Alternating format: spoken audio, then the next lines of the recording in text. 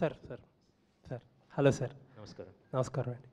Sir, ఇందాక మీరు speech అంతా చాలా ఎలాబరేట్గా మాట్లాడారు. మొత్తం అందరు ఆర్టిస్టుల గురించి మాట్లాడారు, టెక్నీషియన్స్ గురించి మాట్లాడారు.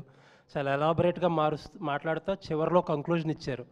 ఒక కమర్షియల్ పందాలో ఉంటూనే నేను చెప్పాలనుకున్న కథ చెప్పాను, చాలా ఘాటి అని చెప్పారు మీరు. కమర్షియల్ పందా, చెప్పాలనుకున్న కథ రెండు వేరు అంటారా?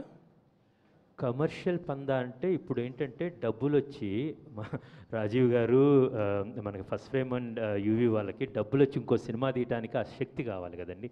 కమర్షియల్ అంటే అమ్మదగినది బేసికల్గా, ఆర్ రిటర్న్స్ తెచ్చుకునేది అనేది, ప్లస్ అందులో నేను చెప్పాలనుకున్నది అనేది రెండు కలిపితే కనుక ఒక అందమైన, నేను ఎప్పుడు కోట్ చేస్తుంటాను, నాకు తిలక్ గారంటే చాలా చాలా ఇష్టం. బేసికలీ అంటారు కదా, నా ఆశయాలేమో అభ్యుదయ దీపికలు, అక్షరాలేమో వెన్నెల్లో అడుకునే ఆడపిల్లలు అని. సో అలాగే నాకున్న గొప్ప థాట్స్ ఆర్ ఈ ఘాటీల గురించి చెప్పాలి, ఈస్టర్న్ ఘాట్స్ గురించి ఇది చాలా గమ్మత్తైన కథ దొరికింది, ప్లస్ చాలా ఎంటర్టైనింగ్గా అందంగా చెప్పడానికి ఈ రెండు కలిపితే పెద్ద కమర్షియల్ సినిమా అవుతుందని నమ్మకం, అలాగే చేసిన జరిగిందండి. అంటే ఒక కమర్షియల్ సక్సెస్ అంటే ఈ గతంలో పెద్దగా క్యాలిక్యులేషన్స్ ఉండేవి కాదు క్రిష్ గారు ఎప్పుడన్నా ఒక కథ నమ్మి సినిమా నుంచి నాకు క్యాలిక్యులేషన్స్ ఉన్నాయి. I want it.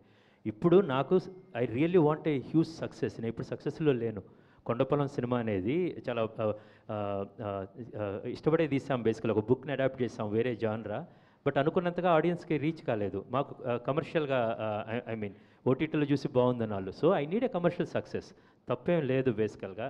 And Anushka లాంటి సూపర్ స్టార్ అండ్ ఇసే పెట్టుకొని నాకు ఇలాంటి కథ దొరికి కొత్త ప్రపంచం దొరుకుతున్నప్పుడు సో ఆశపట్టడంలో తప్పులేదు. ఇది చాలా పెద్ద సక్సెస్ అయ్యి మనందరం అనుకుంటున్న ఒక మంచి సక్సెస్ అవుతుందని ఆశపట్టడంలో తప్పులేదు.